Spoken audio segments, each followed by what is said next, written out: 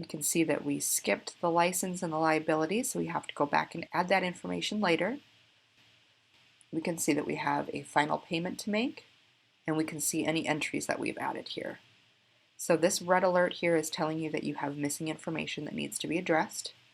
If you click on the entry, it pulls this drop down here, and we can see what all was skipped and what we need to go back and finish. You can do so by clicking Edit here.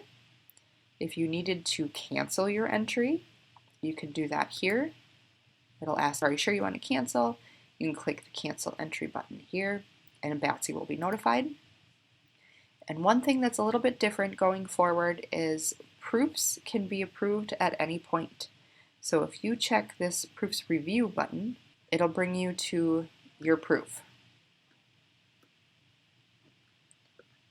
It starts off with your website proofs. This is what your entry is going to look like on the web. Or you can click over to this Print Proof tab, and it'll show you exactly how it's going to look in the printed guidebook. Now again, you can click the Edit Entry button here, or you can approve the proof, or if you want to reject the proof, make sure to tell us what you are rejecting. So in most cases, you can click Edit Entry and make the adjustments yourself, but if it's something like the hand-drawn map that we have to adjust on our end, you can select that in the list and tell us what's wrong with it.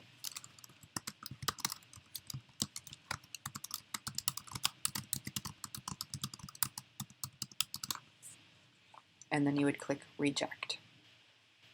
If we were to approve this proof, it moves into this proof status column here, and it puts the information back on BATSI.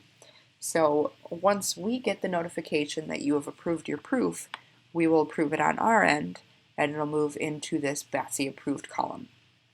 This is a very fluid kind of system, so if you approve it and then we decide, something's not right, we don't have your price, or something's missing, we can reject the proof as well, and it'll bounce it back into your court here.